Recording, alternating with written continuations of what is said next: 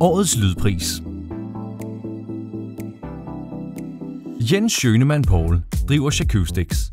Jens er nomineret til Årets lydpris for sin helt store karriere og tekniske ekspertise udfoldet i lydens by. Først med flere års ansættelse i Bang & Olufsen, hvor han udviklede banebrydende lyd i højttalere og biler. Det skabte ham et internationalt renommé som anerkendt akustiker.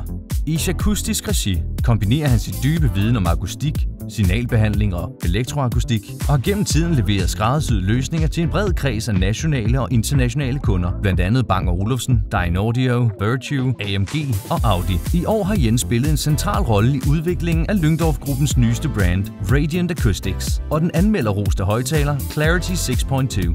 Jens er kompromisløs, når det kommer til lydkvalitet. Han insisterer på beregninger, simuleringer, målinger, sund fornuft og sans for den gode lyd skal gå op i en højere enhed. Ungeforeningen Kælderen, der har til huse under Struer Musikskole, har udviklet sig til et samlingspunkt for ungekulturen i Struer. Med et stærkt fokus på frivillighed og samarbejde har projektet skabt et inspirerende miljø for unge, hvor kreativitet, fællesskab og kulturel udfoldelse blomstrer. De ca. 15 frivillige afholder 3-4 månedlige arrangementer, herunder quizzer, koncerter, karaokeaftener og workshops. Det gør de med partnerskaber med FGU-skolen, Struer Bibliotek, Struer Statsgymnasium og andre aktører. De har afholdt succesfulde events som EU-valgsarrangementer, Sommerdays-koncerter og planlægning af Pride-event i 2024.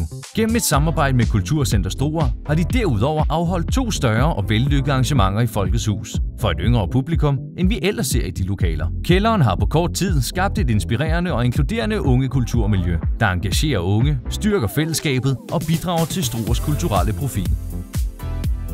Allround Lyd og Lys fortjener anerkendelse for igennem mange år at have leveret kvalitetslyd, lys og udstyr til de største scener rundt i landet og i udlandet. Nogle af de seneste anerkendelser var, da hans team leverede fantastisk god lyd til Minds of 99-koncerten i Parken, som netop er kåret til årets liveoplevelse. Hans team håndterer udlejning, herunder dimensionering, opstilling og transport af udstyr til koncerter, indendørs og udendørs og i mange varianter og størrelser, hvor Folkets Hus og Kielen Rock langt fra er de største. Laurs er også en markant distributør af musikinstrumenter, lydudstyr, lys og effekter, herunder Yamaha og andre kendte mærker. Han har et stort internationalt netværk i branchen og er ikke bleg for at gå nye veje. Hertil har både Folkets Hus og Kielen Rock haft stor gavn af hans udstyr og hans team af eksperter.